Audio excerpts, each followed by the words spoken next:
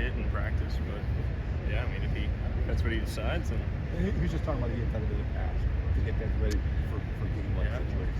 I think that might make everyone a little more competitive to be the starter. That is what offense. No doubt. Braedyn, you talked about your first 3 starts. You've thrown the ball at least 39 times. I mean, Coach Fitton was talking about balance. Tanner Mordecai, he only threw it over 31 points. Did you envision kind of throwing the ball this much in your first 3 starts? I don't really think a lot about that. I think a lot of it has to do with the situation too. We've been in, a couple situations with Illinois, Iowa too, Ohio State, where we kind of had to push the ball at the end of the game, depending on what the clock was and what the score was and all that. And like I've said before, balance isn't necessarily run or pass.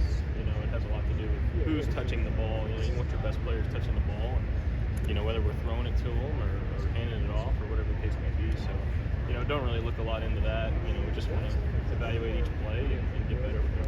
Your head coach also mentioned something about that. He thought that you guys have done a fairly decent job spreading teams in this way, but not stressing vertically down the field. I know you can only throw what's called and what's open. What can you guys do to put more stress on teams vertically? Yeah, I mean, I think for me and the receivers, just kind of being more aggressive-minded. Coach Longo talks a lot about being intelligently aggressive.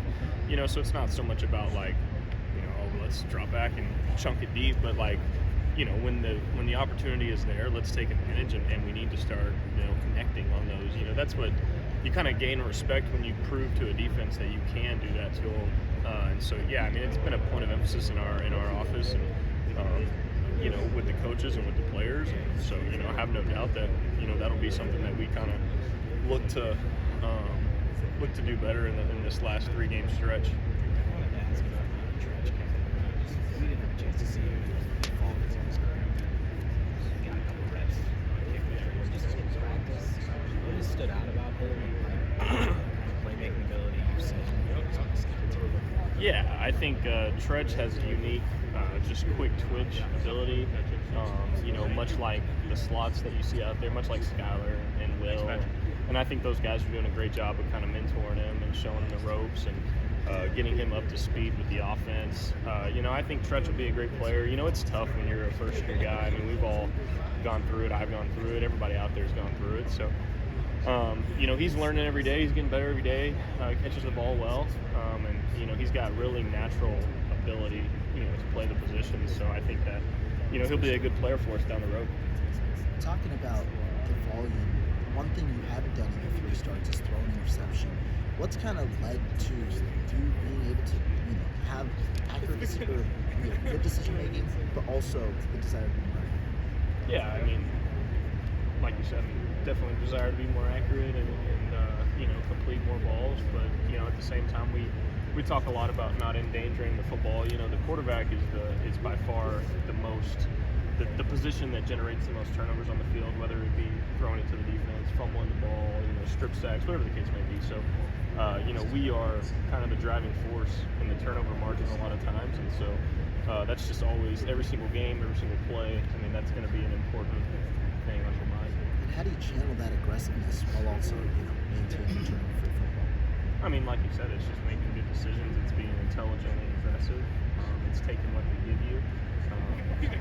Just, like I said, not endangering football. I'm sure every quarterback strives to be as efficient as they possibly can become, and you're still learning in your first year. Is there something you've identified in terms of completion percentage and trying to get a higher percentage? I know it's probably different every game. Are there certain things you feel like you can do to be a more efficient quarterback?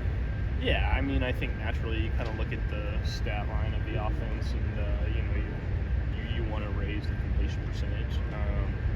And I think it's just kind of going back and watching each play, whether it's me making a better throw, or we had a drop ball, or maybe we could have had if the ball was better, we could have had a little more run after catch, or where the ball was placed gave the DB a chance to get his hands on it. So I think everything kind of has its own life a little bit out there, and yeah, I mean, just trying to hone in and make as many perfect plays and perfect decisions as we can. Skilled positions on this team on the offensive side have had to go to youth because of injury. How hard is this offense to grab, not just if you're a first-year player for anybody, but when you're a young first-year player, just getting those reps in, is this a hard offense to sink into and get used to? Maybe is that some of the problems you might be facing right now? I wouldn't say it's too difficult.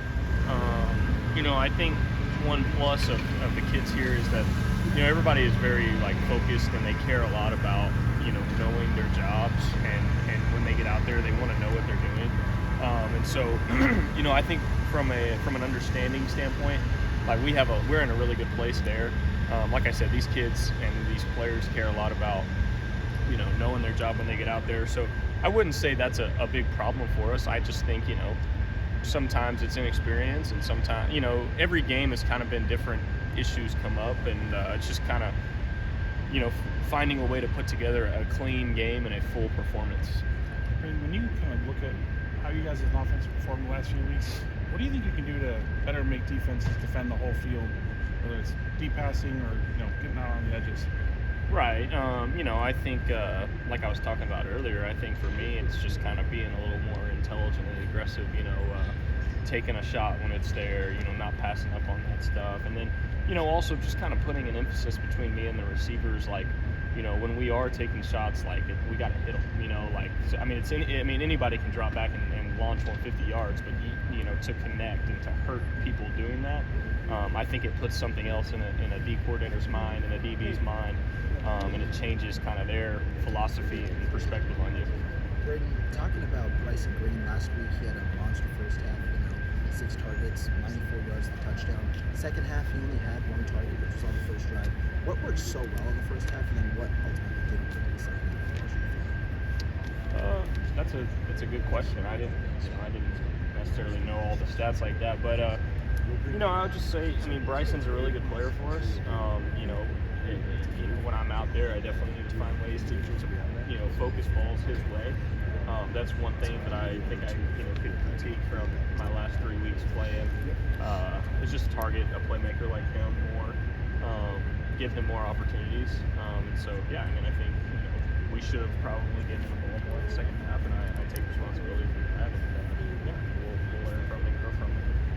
You've been the starter for about a month now. I'm sure this is a time of your life you've always kind of dreamt of and thought of. How has it maybe been, whether you're out in campus, getting recognized maybe more, maybe on the field? How have things gone maybe how you thought they would compared to how they are? Yeah, it's been an awesome experience. I've got a really, really great, group of teammates and great quarterback room, awesome coaching staff. One thing is, these guys, they believe in me, and I do think that they trust me out there. And then I believe in myself as well. And so from that standpoint, it's gone really well. And we're continuing to grow and kind of learn on the fly. We're all in this thing together. And then when it comes to the results on the field, obviously, you want, the Illinois game was great. We battled with Ohio State, still lost that game. So, there's things that we want back from there. And then obviously last week, plenty of things that we want back. So, you want more out of the results that you've gotten, but overall, it's been a good experience. But yeah, not going to stop, pushing to get better and trying to grow from everything. But we always hear about guys needing to have a short memory, especially after a tough loss. What do you do personally to kind of get over a tough beat like that? I wouldn't say there's really anything in particular. I just think, this college football, the landscape of it, it moves so fast. I think if you asked a lot of our guys, it feels like we were just running out there against Buffalo, and here we are about to play the 10th game of the season. So I think it goes really fast. And for us, there's not a lot of break time, and so it's just every weekend is a quick turnaround. So here we are Tuesday practice, getting ready for Northwestern, and we just played Indiana. So it's easy to kind of sulk in your losses, and it's easy to get hung up on some things, but you got to turn around and you got to move on, because you're going to be out there before you know it. After the Indiana game, on the way back, did you look at stuff on an iPad on the way back, or did you just need to get away from the game for a few hours?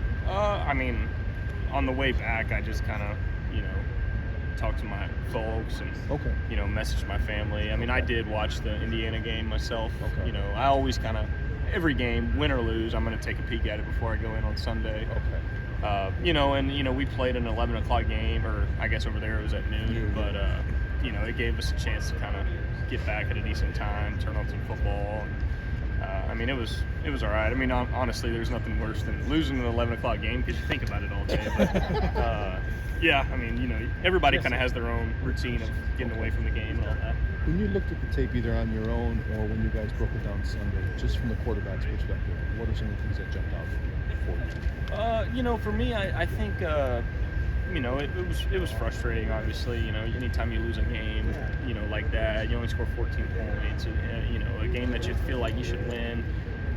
You know, obviously it's frustrating. You know, I think for me, you know, definitely there's probably 10 or 11 plays in that game that I'd say I wanted back, whether it be, you know, an errant throw here and there, or you know, a bad decision in the run game, or you know, a bad defensive ID by me. Just little things here and there, but you know, I mean, that's the thing about college football is I don't think that the talent gap is very big. You know, I think if you're a college football player in the Big Ten, you know, you have a lot of ability, and so for myself as a young player, I think it goes to show that those little margins of error will lose you football games, and that was very apparent when I watched the film. Okay, thanks. Great.